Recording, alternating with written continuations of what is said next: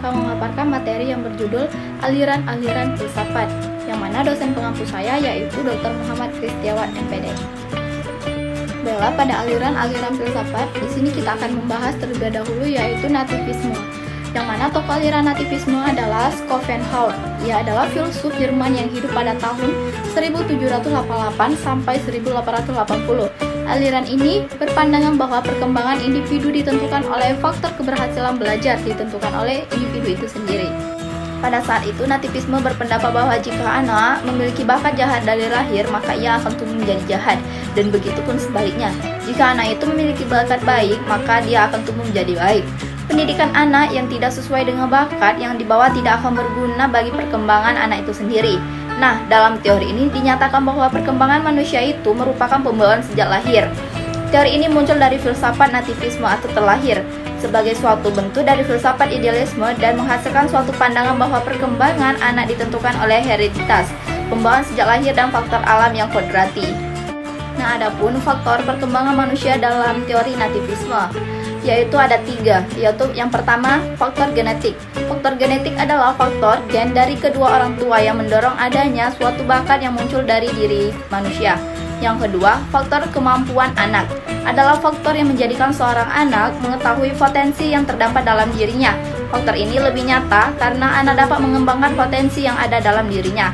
Yang ketiga, faktor pertumbuhan anak.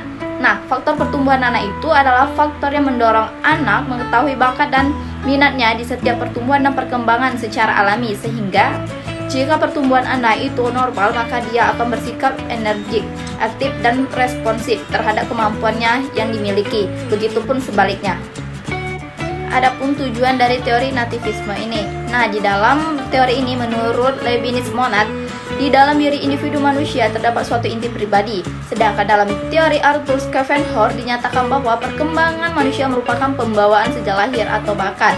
Sehingga dengan teori ini setiap manusia diharapkan yang pertama mampu memunculkan bakat yang dimiliki, yang kedua mendorong manusia dalam menentukan pilihannya, yang ketiga mendorong manusia untuk mengembangkan potensi dari dalam diri seseorang, yang keempat mendorong manusia mewujudkan diri yang berkompetensi, yang kelima mendorong manusia mengenali bakat minat yang dimiliki.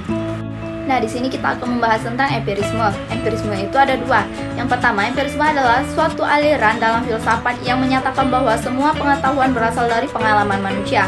Empirisme lahir di Inggris dengan 3 eksponennya adalah yang pertama David Hume, yang kedua George Berkeley, dan yang ketiga John Locke.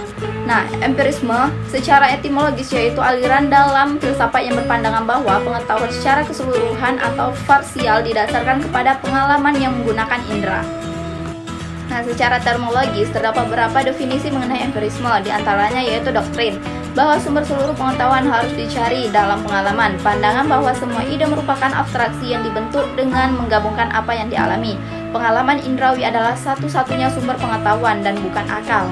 Menurut aliran ini adalah tidak mungkin untuk mencari pengetahuan mutlak dan mencakup semua segi, apalagi bila di dekat kita terdapat kekuatan yang dapat dikuasai untuk meningkatkan pengetahuan manusia, yang meskipun bersifat lebih lambat namun lebih dapat diandalkan.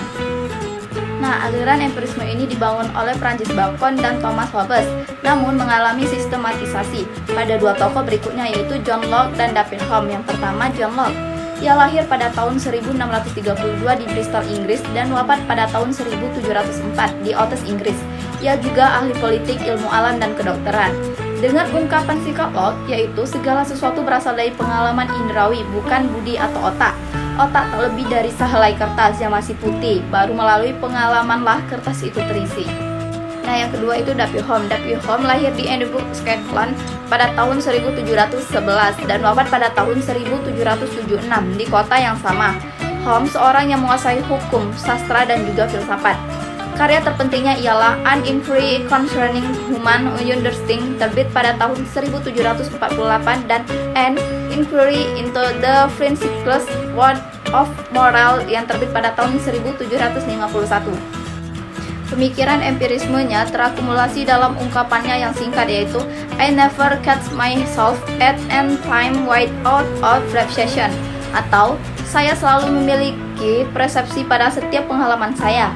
Dari ungkapan ini, Hume menyampaikan bahwa seluruh pemikiran dan pengalaman tersusun dari rangkaian-rangkaian kesan atau impression. Pemikiran ini lebih maju selangkah dalam merumuskan bagaimana sesuatu pengetahuan terangkai dari pengalaman, yaitu melalui suatu institusi dalam diri manusia atau impression atau kesan yang disistematisasikan dan kemudian menjadi pengetahuan. Rangkaian pemikiran tersebut dapat digambarkan sebagai berikut. Yang pertama, empiriokritisme, yaitu disebut juga mekisme, yaitu sebuah aliran filsafat yang bersifat subjektif dan idealistis. Inti aliran ini adalah ingin membersihkan pengertian pengalaman dari konsep substansi, keniscayaan, kausalitas, dan sebagainya sebagai pengertian a priori. Yang kedua, empirisme logis. Analisis logis modern dapat diterapkan pada pemecahan problem filosofis dan ilmiah. Yang ketiga, empiris radikal. Suatu aliran yang berpendirian bahwa semua pengetahuan dapat dilacak sampai pada pengalaman indrawi. Adapun aliran materialisme, yaitu menurut aliran filsafat materialisme ini, asal sifat dan hakikat dari semua keberadaan adalah materi. Paham materialisme tidak mengakui adanya Tuhan. Tidak ada bab tentang Tuhan, kalaupun ada, maka dicacilah manusia yang percaya kepada Tuhan. Aliran materialisme ini mengabaikan adanya spiritual, tidak ada kamus kitab suci, rasul, hari kiamat, malaikat, surga, neraka. Jadi, kalau tidak mau dipusingkan hidup ini oleh urusan dosa dan neraka, tinggalkan saja agama. Adapun aliran nihilisme. Nihilisme demikian adalah sikap tidak percaya pada realitas empirik karena segala sesuatu tidak mempunyai arti lagi. Manusia terancam oleh bahayanya nihilisme karena semua nilai Kristiani akan lenyap. Baiklah, itu saja pemaparan materi pada aliran-aliran filsafat. Semoga materi ini bermanfaat untuk teman-teman semua. Dan jika ada teman-teman yang ingin bertanya, silakan komen di kolom komentar ya. Dadah!